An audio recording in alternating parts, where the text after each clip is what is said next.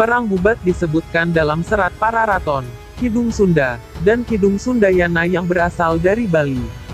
Perang ini terjadi pada tahun 1279 Saka atau 1357 Masehi, pada abad ke-14, yaitu pada masa pemerintahan Raja Majapahit Hayam Wuruk.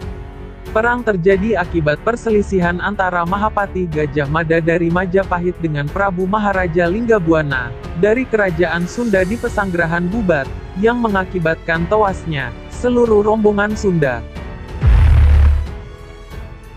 Peristiwa Perang Bubat berawal dari niat Prabu Hayam Wuruk yang ingin menikahi putri Dyah Pitaloka Citra Resmi dari negeri Sunda. Konon sang Prabu Hayam Wuruk tertarik terhadap putri tersebut, disebabkan karena beredarnya sebuah lukisan sang putri di Majapahit, yang dilukis oleh seorang seniman secara diam-diam pada masa itu, yang bernama Sungging Prabangkara. Sebenarnya pihak Dewan Kerajaan Negeri Sunda sendiri keberatan, terutama Mangkubumi Hyang Bunisora Suradipati.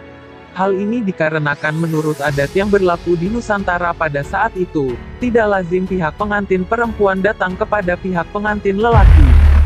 Selain itu muncul dugaan, bahwa hal tersebut adalah jebakan diplomatik Majapahit, yang saat itu sedang melebarkan kekuasaannya, di antaranya dengan cara menguasai kerajaan Dompu di Nusa Tenggara.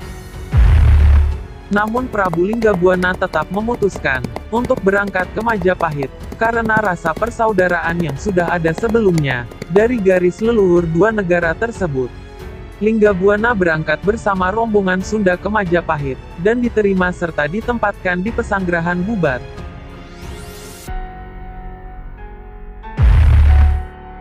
Gajah Mada yang menginginkan Sunda takluk, memaksa menginginkan Dyah Pitaloka, sebagai persembahan pengakuan kekuasaan Majapahit.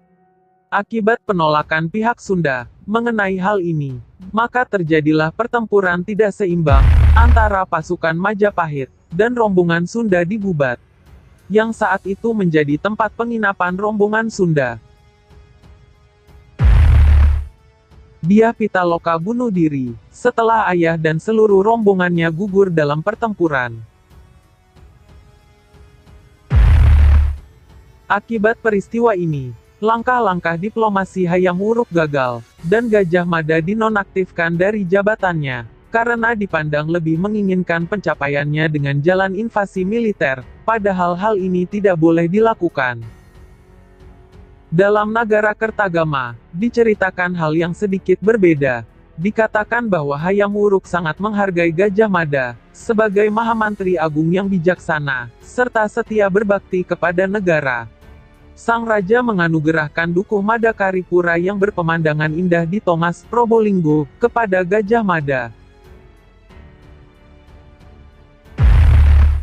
Terdapat pendapat yang menyatakan bahwa pada tahun 1359, Gajah Mada diangkat kembali sebagai pati.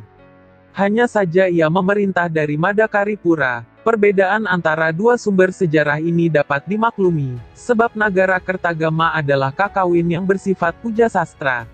Hanya hal-hal positif yang diungkap mengenai sang raja. Jika kalian suka dengan video ini, silahkan subscribe dan tekan tombol loncengnya. Terima kasih.